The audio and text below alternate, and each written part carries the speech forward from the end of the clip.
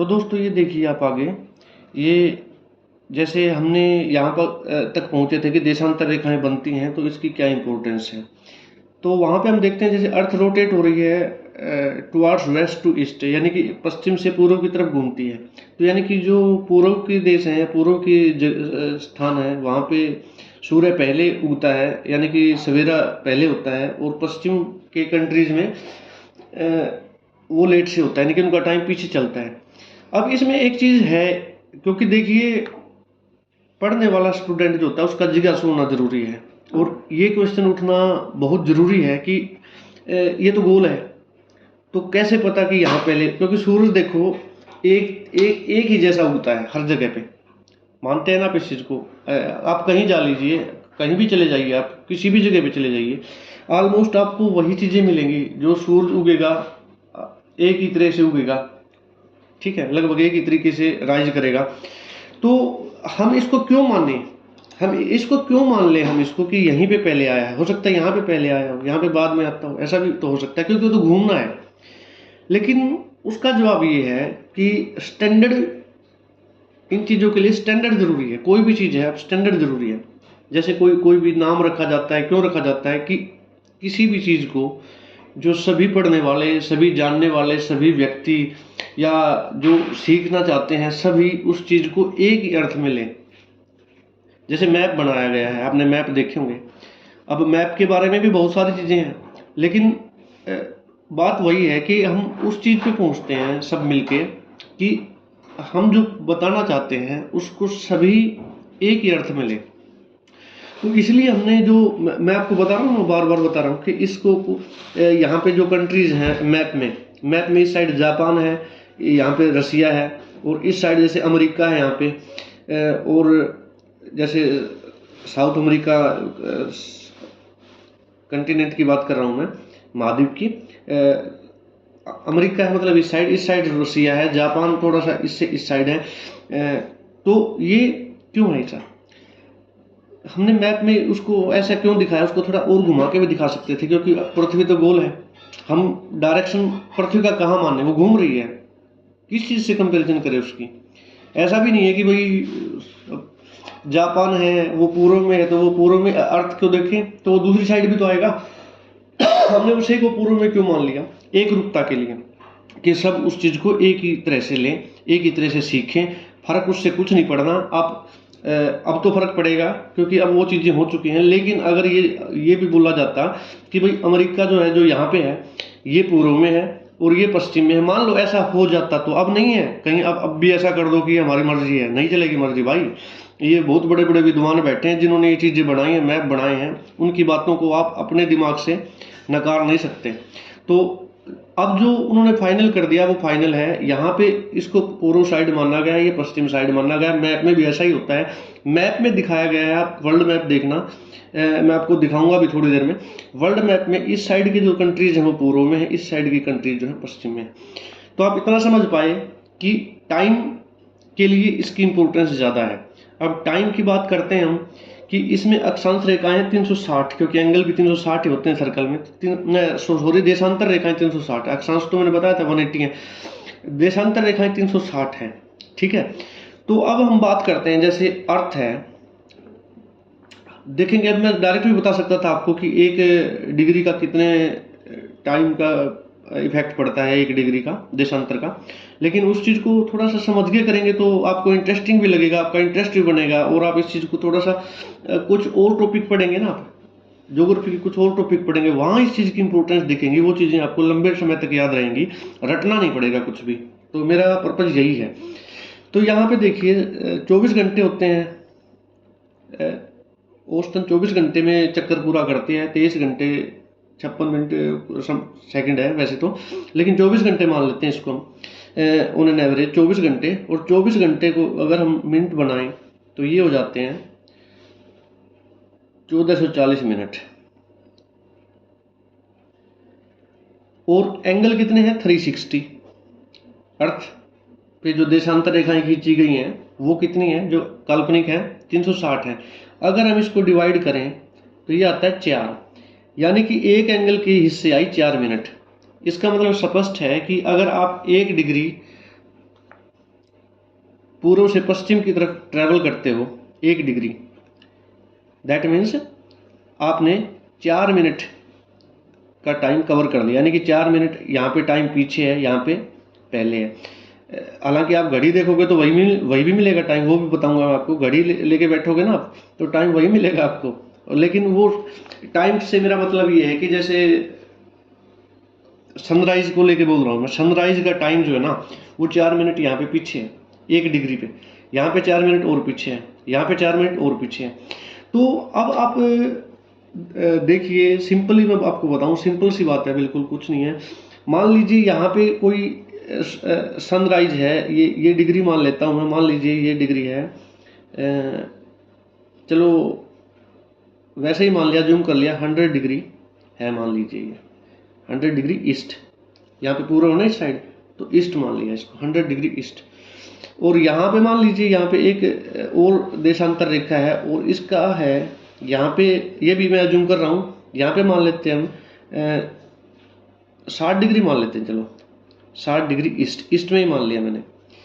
अब यहाँ पे देखिए टाइम डिफरेंस कितना हो जाएगा, यानी कि जो सनराइज का टाइम है वो यहाँ पे जो 60 डिग्री ईस्ट है और ये 100 डिग्री ईस्ट है, इससे कितना लेट यहाँ पे सनराइज होगा।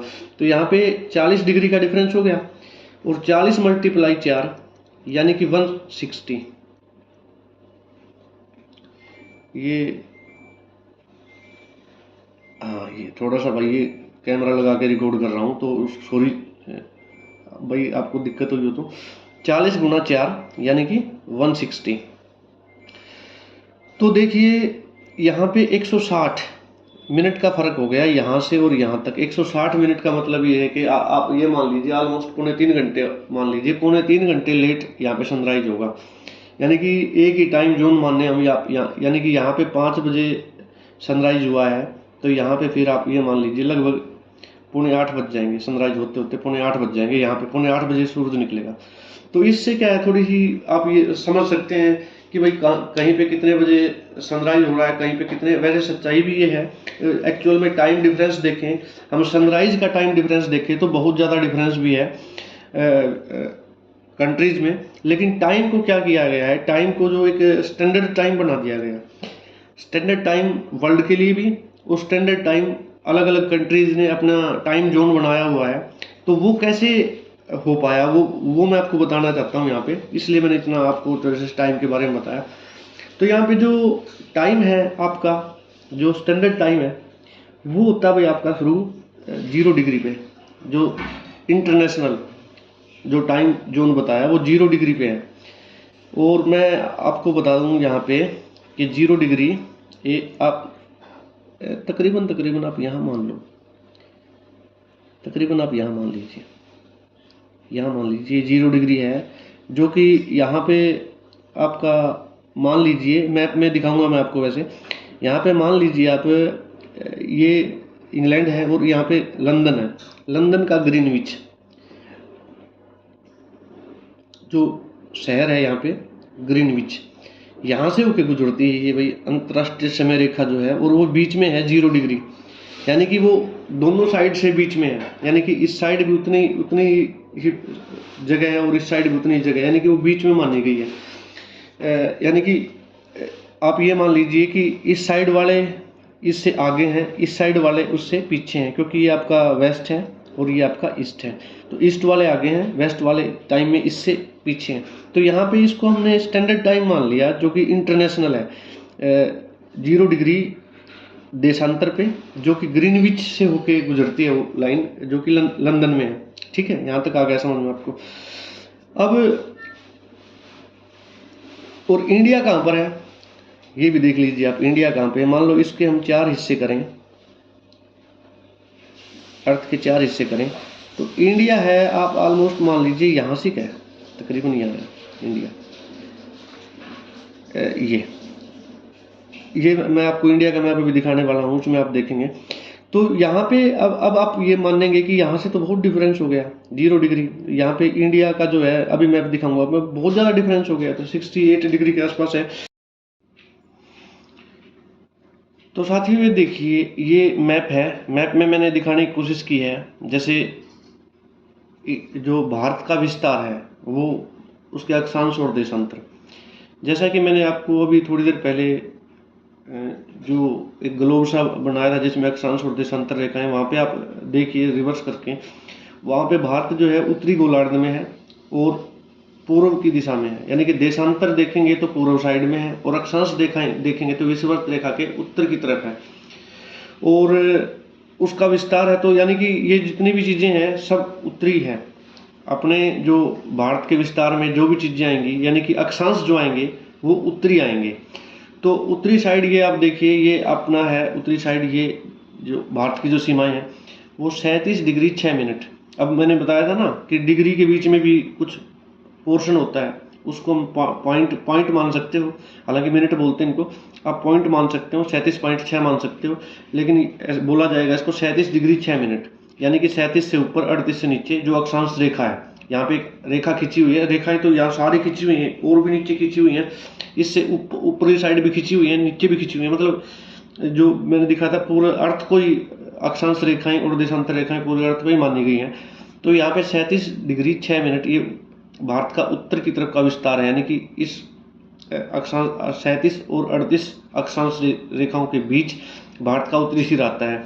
ऐसे ही दक्षिणी सिरा, ये आप देखिए दक्षिणी सिरा आपका ये है आपका अंडमान निकोबार में इंदिरा कोल, ये आपको दिख गया होगा शायद, 8 डिग्री 4 मिनट, ये अंडमान निकोबार का हिस्सा है। ये भी बिल्कुल आपका ये समझ लो कि साउथ में ही है, लेकिन सबसे दक्षिण में ये हिस्सा है 8 डिग्री 4 मिनट पे, ठीक है। बात करें देशांतर की, तो भारत का जो पश्चिमी हिस्सा है वो 68 डिग्री 7 मिनट पूर्वी देशांतर पे है, पूर्वी, क्योंकि पूर्व साइड में ना ग्रीनविच जो टाइम जोन मैंने आपको बताया 0 डिग्री पे, वो बीच में है और वो लंदन में है, ठीक है। ग्रीनविच कहाँ पे है? लंदन में। तो ये 68 डिग्री 7 मिनट पूर्व में, और यहाँ पे भारत का जो पूर्वी विस्तार है वो है 97 डिग्री 25 मिनट, शायद आपको दिख रहा होगा 97 डिग्री 25 मिनट। तो ये भारत के विस्तार के बारे में है भाई बातें। अब कर्क रेखा मकर रेखा के बारे में पढ़ना है हमें, और साथ में भाई फिर उसके बाद हम देखेंगे भारत के जो पर्वत चोटियाँ नदियाँ इनके बारे में। लेकिन एक चीज़ है, आप कमेंट में ज़रूर बताएं, क्योंकि देखिए मैंने स्टडी की है डिटेल में, और मैं जहाँ तक समझता हूँ, जहाँ तक मेरा मानना है दोस्तों कि आपको मटेरियल तो कहीं भी मिल जाएगा। अब ये जो है ना, इसके नोट्स वगैरह जो भी मैंने बनाए हैं वो नोट्स मैं टेलीग्राम पे डालूंगा। ये वीडियो अपलोड होने में 3-4 घंटे लग जाएंगे। अब से जैसे ही वीडियो अपलोड होगी 15-20 मिनट के बाद मैं टेलीग्राम चैनल पे नोट्स डाल दूंगा, इससे रिलेटेड जो भी नोट्स हैं वो मैं डाल दूंगा। आप पढ़ाई वहाँ से कर सकते हो। यहाँ पे सिर्फ इंटरेस्ट के लिए वीडियो बना रहा हूँ मैं, कि इंटरेस्ट क्रिएट हो और चीज़ें आपको समझ में आएँ, लंबे समय तक याद रहें। तो दोस्तों मुझे बताना कि आपको शॉर्ट वीडियो, मतलब शॉर्ट में वीडियो बनाऊँ या फिर डिटेल्स में बनाऊँ वीडियो, जैसे अच्छी तरह से एक्सप्लेन करके। तो कोशिश तो की है एक्सप्लेन करने की, हालांकि अभी भाई मेरी स्टार्टिंग है जैसे यूट्यूब पे टीचिंग की, तो थोड़ा सहयोग करना। अभी कुछ दिन लग जाएंगे मुझे जैसे डेवलपमेंट में। तो आपका बहुत बहुत धन्यवाद दोस्तों वीडियो पे बने रहने के लिए। Thank you.